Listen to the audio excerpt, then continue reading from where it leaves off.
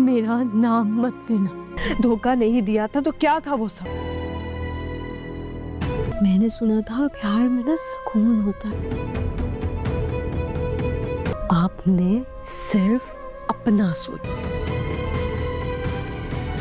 सौदा आपने किया।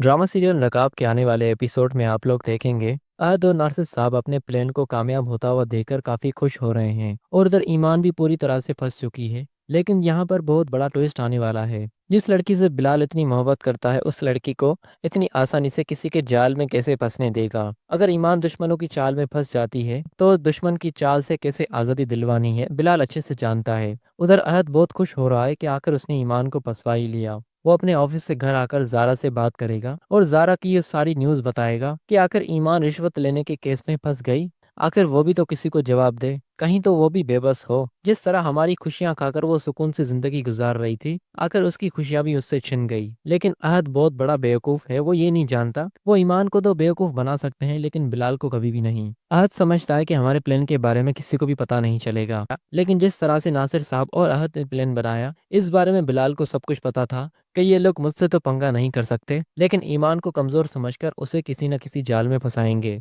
और आखिर बिलाल ने जो अपने जहन में बातें सोची वो सारी बातें आखिर सच हो गई और आखिर उन्होंने ईमान को ट्रैप करके अपनी बेवकूफ़ी का मुजाहरा कर दिया। लेकिन अब यहाँ पर जो ट्विस्ट होने वाला है वो ये है कि ये रिश्वत के केस में जो इन्होंने ईमान को फंसाया है, यहाँ पर बिलाल तो अब ईमान के साथ बहुत सख्ती से पेश आ रहा है क्योंकि वो भी अपनी ड्यूटी ही निभा रहा है ताकि दुश्मनों को ये जाहिर हो कि वाकई ईमान फंस गई है और अब बिलाल के पास और कोई रास्ता नहीं उसे सजा देने का। लेकिन जब कहानी का रुख बदलने लगेगा तब सबको पता चलेगा कि ये लोग ईमान और बिलाल के साथ गेम खेल रहे थे, लेकिन असल गेम तो बिलाल इनके साथ खेल रहा था। इनके बनाए हुए प्लान्स को कामयाब कर रहा था और वक्ती तौर पर खुद को और ईमान को तकलीफ दी ताकि दुश्मन आराम से अपनी जीत का जश्न मना सकें और फिर मैं उन्हें बहुत बड़ा सदमा देकर उन्हें आसमान से जमीन पर गिरा सकूं। अब दोस्तों ईमान के साथ सिर्फ ये वक्ती तकलीफ है क्योंकि बिलाल यहाँ पर मजबूर है अपने प्लान को कामयाब करने के लिए। अगर फिल वक्त वो यह सब कुछ ना करे, वो ईमान पर सख्तियाँ ना करे, तो उसने जो प्लान बनाया हुआ है नासिर साहब और अहद के लिए वो प्लान उसका कामयाब नहीं हो पाएगा। और दोस्तों आप लोग अहद, नासिर साहब और तैमूर का अंजाम बुराई देखेंगे और जो इस कहानी में डिसाइड हो चुका है वही होगा। बिलाल और ईमान की शादी होकर ही रहेगी। बिलाल किसी भी सूरत ईमान को तकलीफ नहीं पहुंचाएगा, वो सिर्फ फिलहाल दुश्मनों को खुश कर रहा है ताकि फिर दुश्मनों को आसमान से जमीन पर गिराना उसके लिए आसान हो।